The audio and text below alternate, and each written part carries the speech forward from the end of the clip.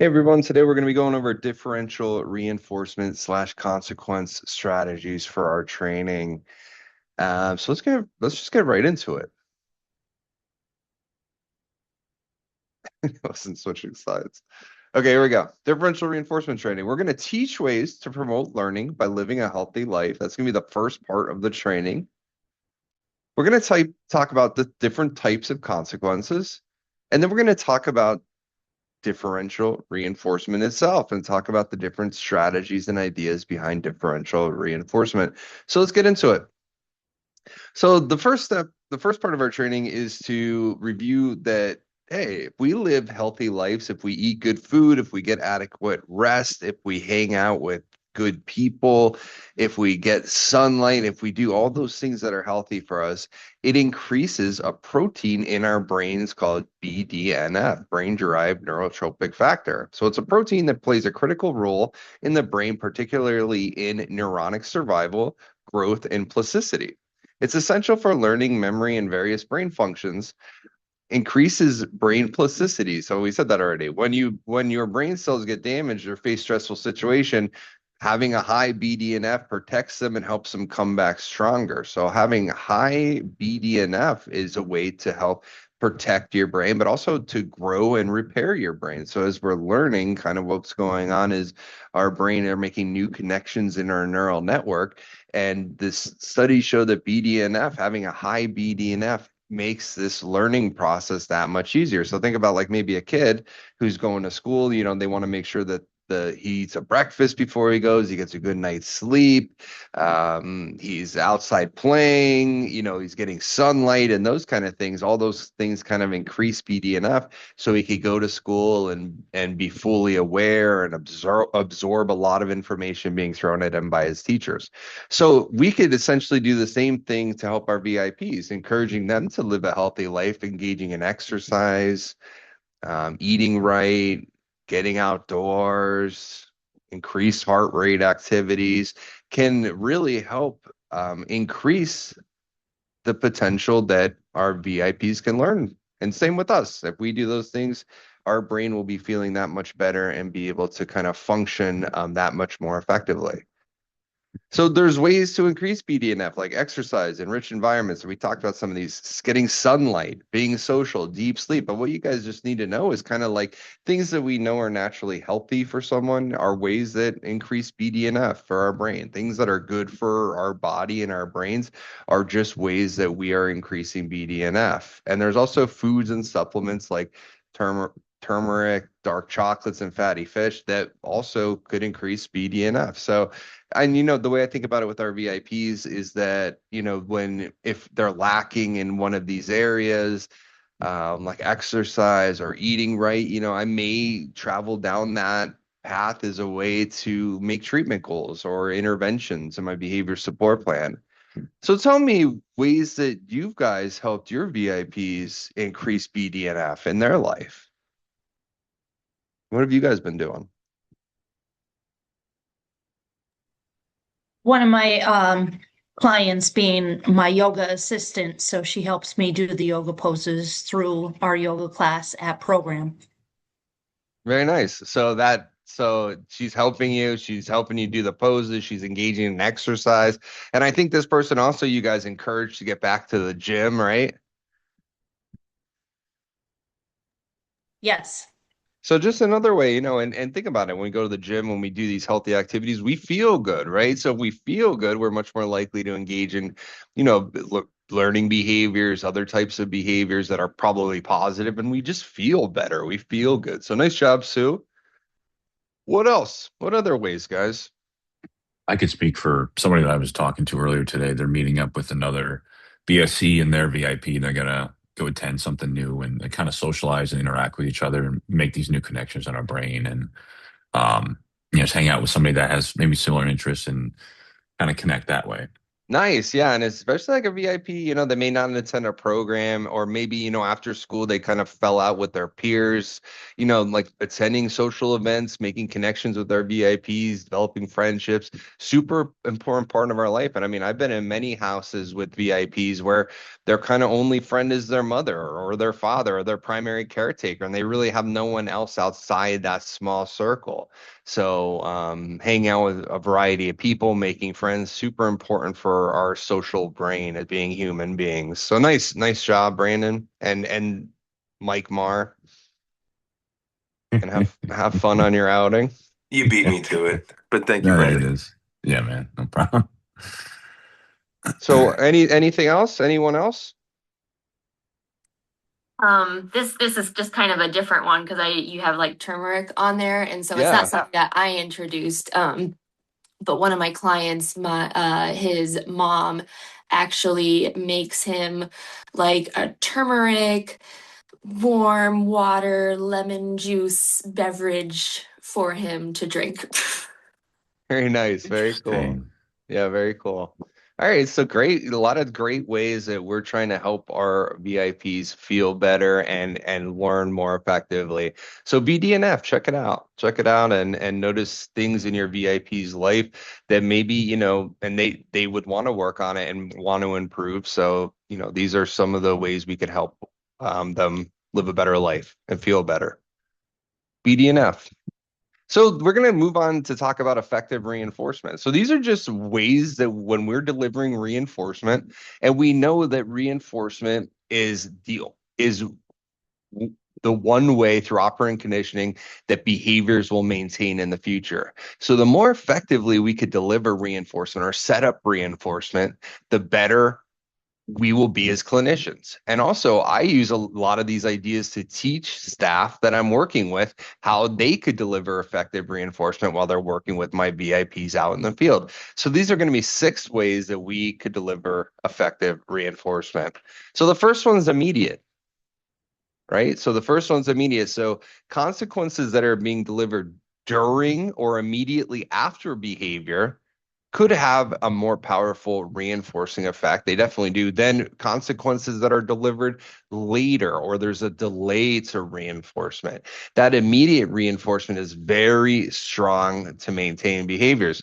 And I always like to give the example here of the two factories and the one factory. Then this is kind of a punishment, but these two factories, one works with very caustic material that if it falls on your arm, it's going to immediately burn. It's going to immediately burn and hurt. And then there's another factory, they work with asbestos, and we know asbestos takes a long time to cause damage to the human body, like 30 years or something like that. And in the caustic factory, where the material burns you immediately, everyone's wearing their safety equipment with little or no prompting from supervisory staff or safety staff. They all wear their burn material, and they're much more likely to wear their safety equipment because the consequences are delivered so immediately. Now, in this other factory, they need a lot of prompting, signage, safety people to kind of come in and remind them to wear their safety and prompt them to wear their safety equipment because the consequence is so far away. It is not immediate. So think about immediate reinforcement is just another way to deliver reinforcement more effectively. Immediate. So during or immediately after.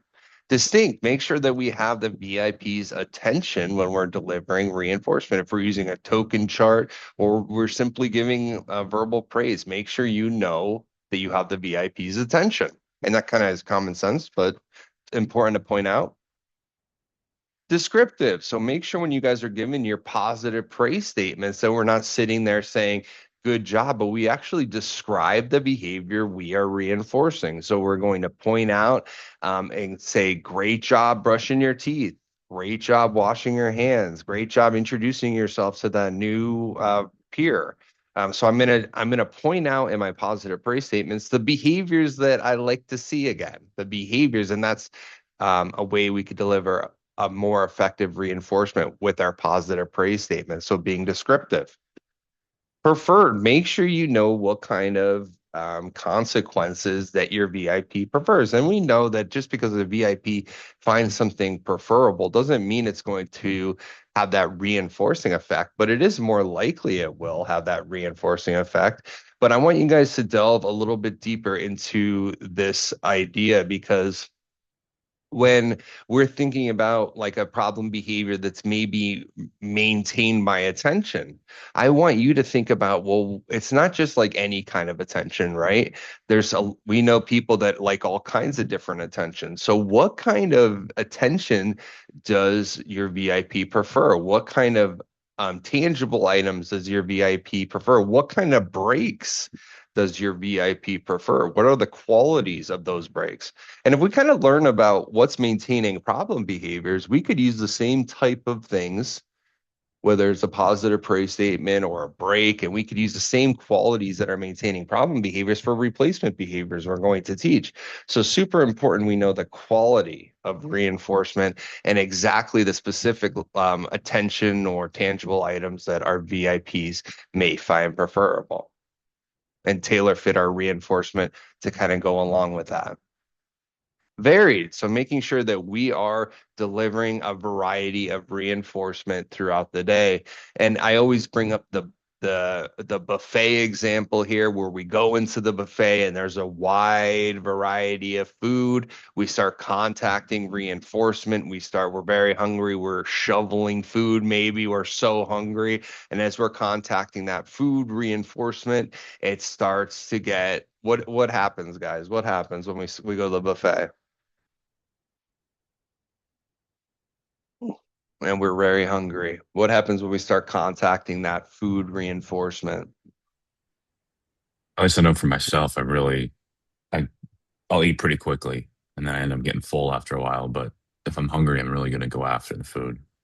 Yeah, so you get full after a while, your behavior starts to slow down to the point where you hopefully will stop eating, right? But if you continue to eat, it's likely you may get sick, right? You may get a stomach ache or something like that. So this once very reinforcing food moments ago is very reinforcing to you, and your behavior has now become almost an adversive because you're getting maybe sick to your stomach as you continue to contact. So think about that when you're delivering your positive praise statements on shift with one of your VIPs, especially if you're on with them for, many hours throughout the day.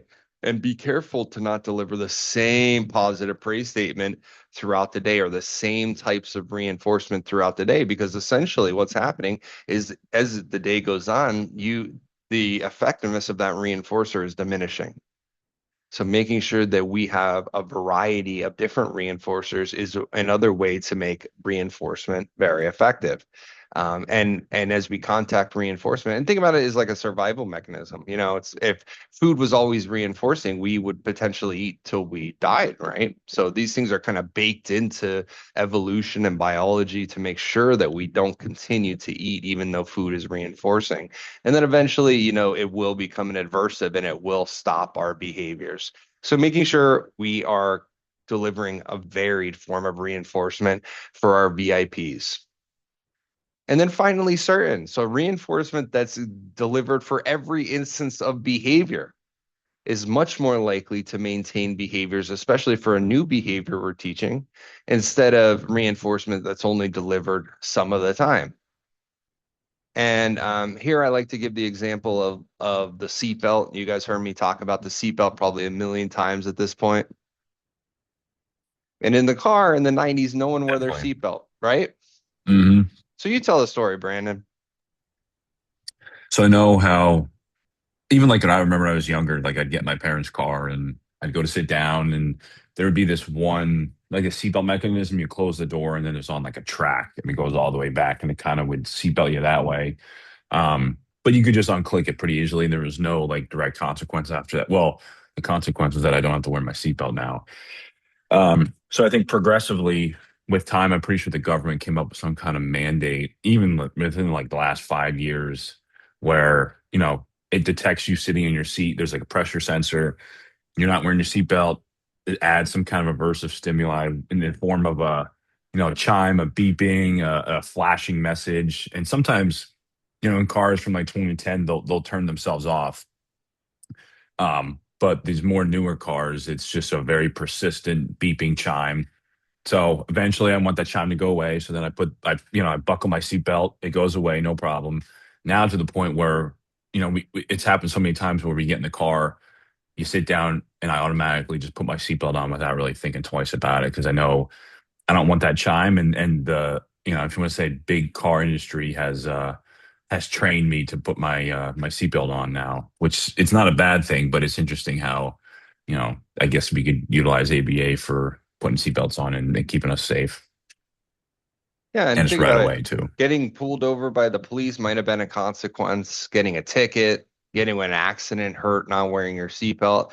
But these weren't certain to happen, right? It was very Mhm. rare that you would get pulled over or get into an accident, God forbid. So these weren't effective to maintain people wearing their seatbelts. So car companies grew wise to that and put that beeping in, and they applied the principle of negative reinforcement to help maintain us wearing the seatbelt. And I got to say, it was a very effective strategy because most everyone now, as soon as they get in their car, put on their seatbelt. So, guys, we talked about effective reinforcement, the 6 ideas behind effective reinforcement. And I want you guys to consider that these are probably ways when we come into cases that problem behaviors are being maintained, right? It's probably problem behaviors, the reinforcing consequence are delivered immediately. They're the kind of attention the VIP may find reinforcing. They're probably varied and they're probably a certain consequence, right? So these things are kind of qualities that could be being delivered for problem behaviors and causing problem behaviors to maintain. So the more familiar we get with these 6 ideas and we notice them happening, the more effectively we can help our VIP. So we want to deliver these for skill improvement behavior and also recognize kind of how these may be maintaining problem behaviors. So do you guys have any questions about effective reinforcement or a time you use effective reinforcement or notice effective reinforcement happening with your VIP?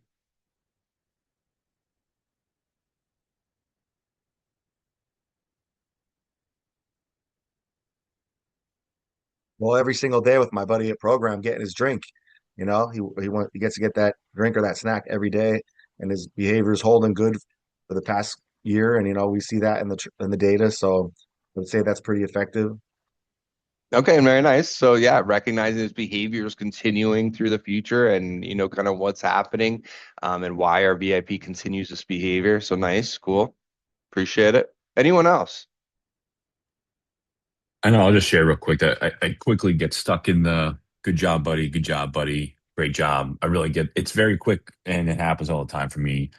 So I need to make sure that, I keep it varied, like it's on there, and also descriptive, like you were saying, Mike. And I feel like that's pretty important, specific to what's going on and right as it happens. I think is a really good point on this topic.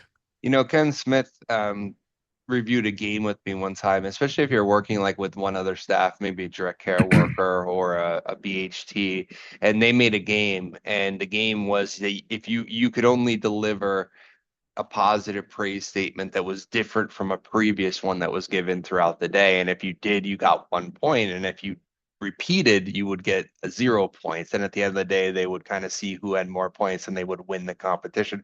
So just a strategy we could implement.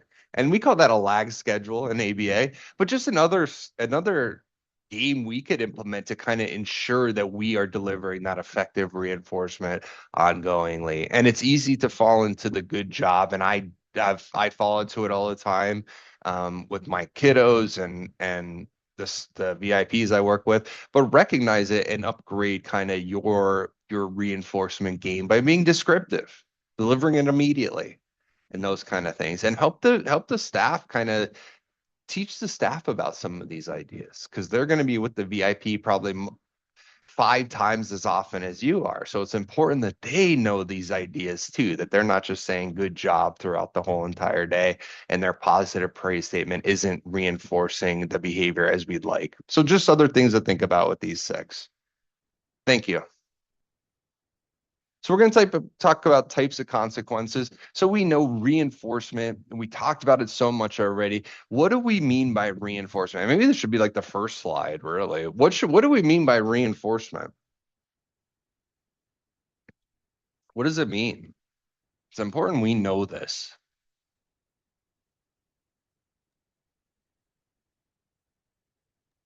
It increases or decreases the likeliness of a behavior happening or not happening again. So yeah, so it definitely increases, right? So it's an environmental stimuli that occurs immediately after behavior or during behavior that causes that behavior to be more likely to happen in the future. Extinction is a procedure we use that withholds reinforcement for a previously reinforced behavior.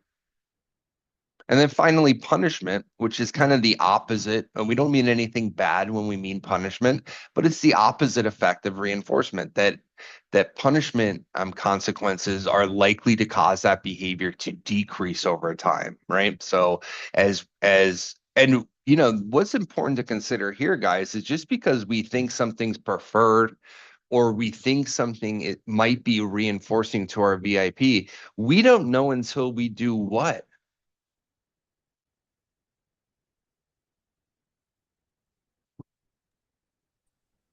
Like a preference assessment. No, because even if they prefer it, doesn't mean it's going to be reinforcing, but still an important procedure. How do we know if reinforcement's happening with our VIPs? If the behavior is occurring more than, I mean, again and again, we look Yeah, into so how do the we see data. that? Yeah, through the data, through our graphing. Nice. So collecting data and putting it on a graph and demonstrating these effects, demonstrating reinforcement or punishment on the graph is the only way that we could truly determine if what we're doing is maintaining behaviors in the future. Without it, we don't know if what we're doing is actually having that reinforcing effect on that person's brain. So just make sure you guys understand that we should on all behaviors that we're working on, we need to be collecting data on it, right? We need to make sure we are graphing this data and using it to make treatment decisions. And we're demonstrating the effects of reinforcement or punishment. Any questions about this? Don't be shy.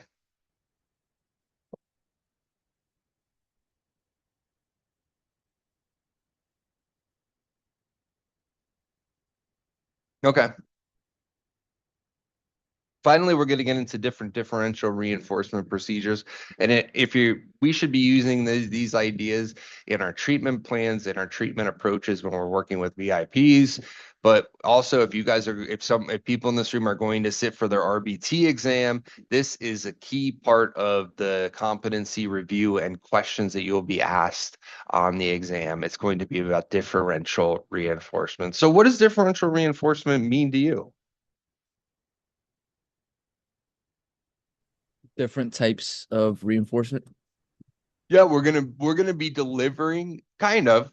You're on the right track. We're gonna be delivering reinforcement differently depending on kind of the behaviors we're seeing. Okay, so let's take a look at what we mean by that. The it's a consequence. Well, let's talk about differential reinforcement first, I guess. It's a consequence strategy. We're gonna try to reinforce appropriate replacement behaviors while minimizing reinforcement for a challenging behavior. And we're going to consider a thing called matching law, and we're going to get into that lastly. So here we go. So types of differential reinforcement of other behaviors. So let's get into it. So differential reinforcement of other behaviors, we're going to apply reinforcement for the absence of problem behaviors for a specific time period.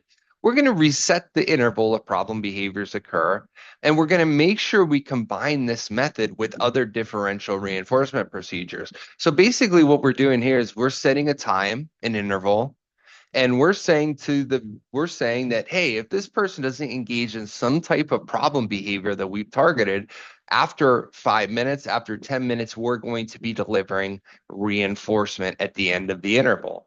So what is the problem with this? Based on everything that we just talked about, what do you think is the problem with this procedure? It's not distinct, so they don't really know what they're doing well. Okay, good point. Yeah, it's not distinct that they may not know, what they're doing well. True. What's another problem with this based on that effective reinforcement chart?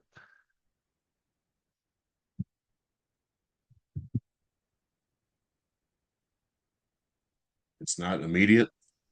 It's not immediate. And actually, we don't even have like a target behavior, identified. And that's kind of the main problem with other behaviors, that we may be, say we're providing reinforcement for the absence of biting, right? This person could engage in hitting or other types of problem behavior. And especially if it occurring at the end of the interval, and we're still going to be delivering reinforcement, right? So we could be reinforcing other problem behaviors. And Jack, you reminded me of the group home we worked at, that we used to give a dollar bill for a client we worked there every single day if he didn't elope from the house. But he could have been engaging in a lot of other problem behaviors when we were delivering that dollar bill. But as long as he didn't elope, he was getting that dollar every day. So not super effective to teach an alternative behavior to solve the need of the elopement behavior this VIP was experiencing. But a method that I learned early on that a group home I was working at implemented, and it was a differential reinforcement of other behaviors, giving a dollar every day. That was the interval for the absence of elopement behavior. So think about it. Other behaviors could be happening that are problem behaviors as well that we're applying reinforcement to. And also, we didn't identify an alternative behavior to help our VIP meet the needs of the problem behavior in a more socially appropriate way. So differential reinforcement of other behaviors, and I don't want to discourage you from using it because it's still a standard practice that we would implement, but it's important that you use it in concert or with other differential reinforcement strategies as well. This one should never be used in isolation. Differential reinforcement of incompatible behaviors. So this one's one I really like. So what we're doing is we're reinforcing a desired behavior that makes a challenging behavior impossible to occur. We're going to select, and all of these that we're selecting an alternative behavior of some type, we have to make sure it's in this VIP skill repertoire, that what we're teaching them, the alternative behavior, is something that they could do.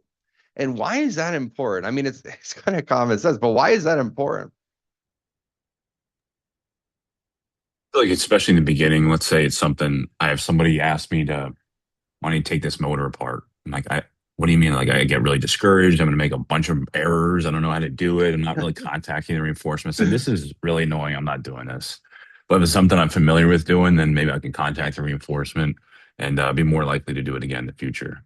Yeah, nice. So yeah, and think about the effort, right? The effort involved. Where a task like Brandon said, taking apart a motor sounds very effortful. So problem behaviors are probably easier for me, right? I'll just probably just engage in those problem behaviors to meet that consequence. So I want to make sure that, and a behavior that we're good at, or a behavior we have a lot of practice with in the past, is a behavior that's less effortful for us. So maybe we tinkered with motors from a very early age, and that would be an easy behavior. So that may be a behavior we would choose for a certain VIP as a replacement behavior. But we want to consider the effort, because if the effort of the replacement behavior is more effortful than the problem behavior, it's likely the person's still going to continue engaging in the problem behavior. So the incompatible behavior, we're going to reinforce a behavior that makes the challenging behavior impossible to do. So an example here was we have a VIP who's picking their skin. It's a target behavior we identified during our FBA process, and we're going to encourage them to use a fidget spinner or a handheld device as a way to lower the occurrence of picking skin. So pretty interesting strategy here that we are going to, and many of these strategies are, because many problem behaviors occur by the use of the hands, are occupying the hands, right? We are just simply occupying the hands and reinforcing the use of doing something else with your hands and the problem behavior. Have you guys ever used this idea effectively in the field to help a VIP lower the occurrence of a problem behavior?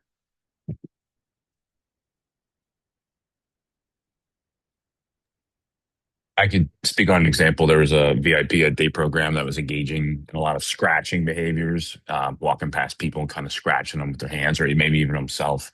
So one of the ideas was to try to make that behavior incompatible. So maybe have his hands occupied, or maybe even have him fold his hands or something along those lines. So that way you'll be less likely to engage in the scratching behavior then.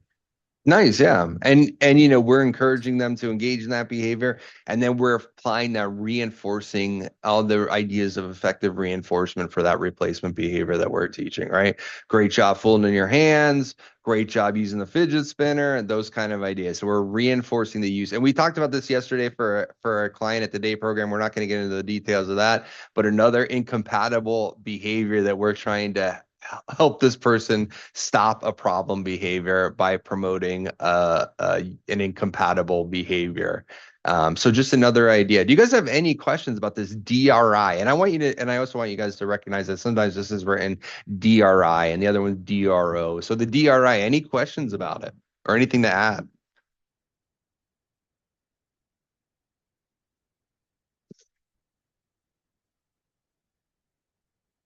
Okay. We have differential reinforcement of high and low rate behaviors. So we're going to decrease or increase the overall frequency of a behavior.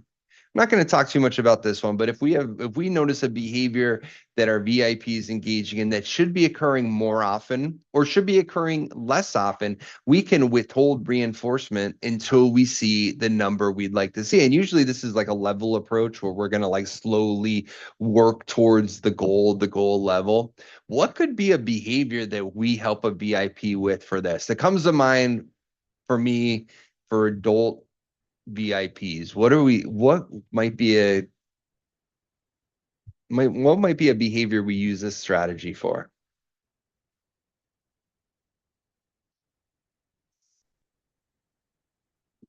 I was thinking of like a very harmful behavior that people engage in.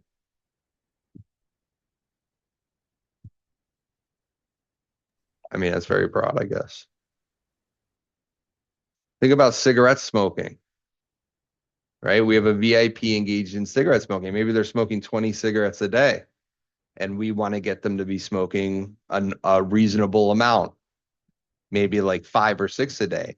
We can implement an idea where we're going to provide reinforcement if they meet a certain criteria, kind of move towards that goal of 6 very slowly throughout the day. So one way we can use the DRL in this case to try to withhold reinforcement for a high rate. Actually, we're trying to lower it. So the DRL. Does anyone have any questions about this idea? I'm sorry for the poor explanation. Okay. And then differential reinforcement of alternative behaviors, or the DRA. And this is kind of our golden goose of treatment strategies for differential reinforcement. It's what we should be thinking about when we're thinking about strategies for problem behaviors, the DRA, so differential reinforcement of alternative behaviors. We're going to identify an alternative behavior and think about the effort. Think about what the VIP is successful doing now, and I'm going to choose a behavior that is an alternative to that problem behavior that's in our VIP skill repertoire, and we're going to heavily reinforce that new desired behavior that we are teaching. And we're going to attempt to minimize reinforcement for the challenging behavior, or for the problem behavior that we are reinforcing. I want you guys to think about that the behavior must lead to the same function or result as the challenging behavior. So we have a VIP that's engaging in, when they're asked to do something in school, they're engaged in screaming. And what we determine is that screaming, a lot of times the teacher will take away the work and give that person a break. What could be an alternative? And this person can speak, no problems. What could be an alternative behavior that we teach this person that maybe lead to the same result or function?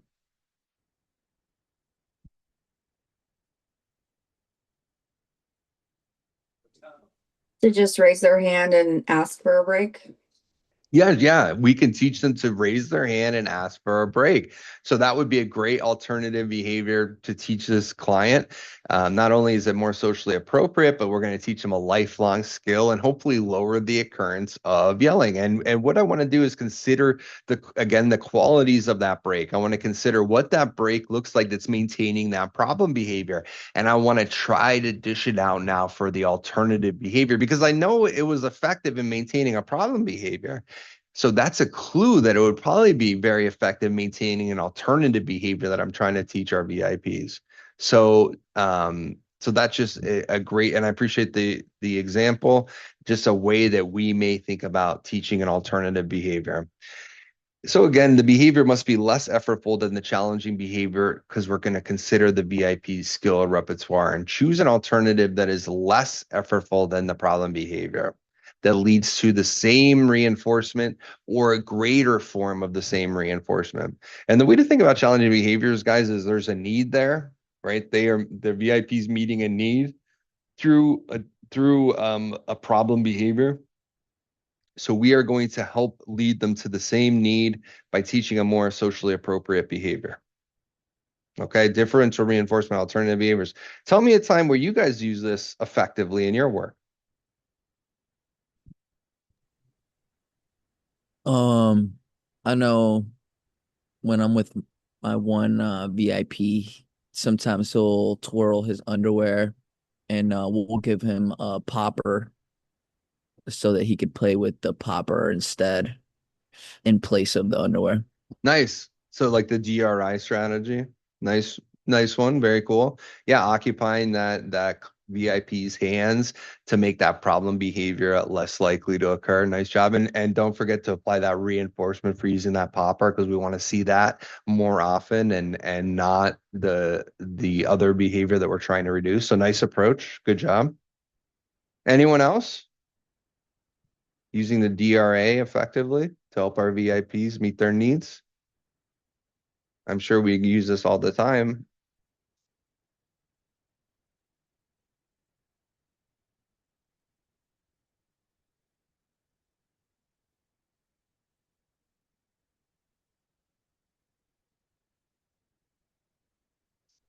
Anyone else?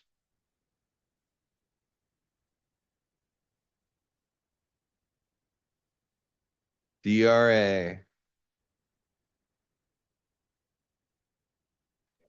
If somebody continuously walks away from you in the community to go to the bathroom, you encourage them to just look at you and say, I need to go to the bathroom, or just say bathroom Yeah, instead nice. of just disappearing. So teaching them to man instead of that, that elopement that might be occurring. So nice one. Yeah, exactly right. So great job. Thank you. I appreciate the participation. The DRI, with my one client when he goes to the store, in supervision, we were like, yeah, if you make him carry all his snacks, he could only carry so many because the problem was he was just buying like too much stuff. So they're like, why don't you try to have him carry it all? So kind of like decreasing the amount of what he can carry. So it like made it impossible. Nice. Yeah, the GRI making occupying the hands to make the problem behavior a lot less likely to happen. So nice job. Nice suggestion. Very cool. So what I want you guys to think about lastly is the matching law. And the matching law dictates to us that relative response rates will match relative reinforcement rates. So we're likely to engage in behaviors that lead to the highest form of reinforcement in that moment. So we are likely and gravitated towards behaviors that are likely to give us the highest forms of reinforcement. So an example might be when someone spends more time watching TV rather than exercising, even if they know exercising is healthier, right? Because at that moment, watching TV and relaxing is more reinforcing than the problem behavior. So why do we want to consider matching law in our work? Well, I'll tell you, because when we're coming up with alternative strategies, what we want to do is we want to make the alternative behavior we're teaching lead to a greater form of reinforcement than the problem behavior. And we want to lower the reinforcement rate for the problem behavior the best we can. So consider we have two buttons in front of us. We have one button that is the problem behavior, and we have another button that we're trying to teach, which is the alternative behavior. How can we say the buttons generate money, just to make the point super clear and easy to understand? How could we differentiate and right now the problem behaviors led to me, let's say $10.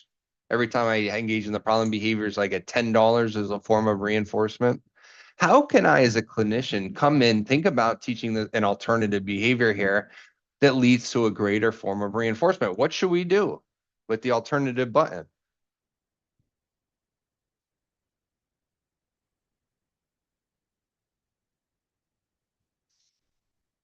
What should we Make it do? less effort. Okay, we can make it less effort. Good thought. I wasn't thinking that, but we can make it less effortful to engage in pressing that button by doing what? You make the alternative button worth more. Yeah, so good job, you guys. Both that's nailed both of the answers, right? So we can make the button easier to push. I mean, maybe we move it closer to the person, something like that. Make it so much easier to push, and then the alternative behavior is worth more. So maybe they get $20 for every time they push that alternative behavior. So think about that for our work. When we're teaching alternative behaviors, it's going to lead to a greater form of reinforcement than the problem behavior. The problem behavior still does 10, but I know myself, if I had two buttons, I would be pressing that $20 button. I would never press that $10 button. So that's what I want you guys to consider when you're teaching that alternative behavior, that alternative behavior, we can make sure that it is giving that $20 reinforcement. I don't mean 20 actual dollars, but I mean the reinforcement for the alternative behavior is twice as good as the reinforcement for the problem behavior. So our VIP is likely to continue to press that alternative behavior or continue to engage in that alternative behavior, right? Because we know with matching law, our behaviors are likely to match the reinforcement rates that we are receiving. So if we deliver that higher form of reinforcement for the alternative behavior, the VIP is likely to continue to engage in the alternative behavior. And think about that for our survival, right? As in our ancestors, we engaged in these behaviors a lot of times to get food, right? Or to find shelter. And if we wanted the behavior to be less effortful as possible, because we didn't want to exert a lot of energy to kind of find food, right? So the easier behaviors are the behaviors that were less effortful for our ancestors, and the behaviors that led to the most food are the behaviors that our ancestors continued to engage in. So think about how many, if not all, of these ABA strategies have their roots in evolution and survive and causing organisms to survive over time, right? So considering matching law is an important part of coming up with an alternative behavior, because you want to make sure the behavior is less effortful, it's in our VIP skill repertoire, and it leads to that greater form of reinforcement. Do you guys have any questions for me today before we end and part ways for the day, for the morning? Any questions or anything to add about differential reinforcement or effective reinforcement?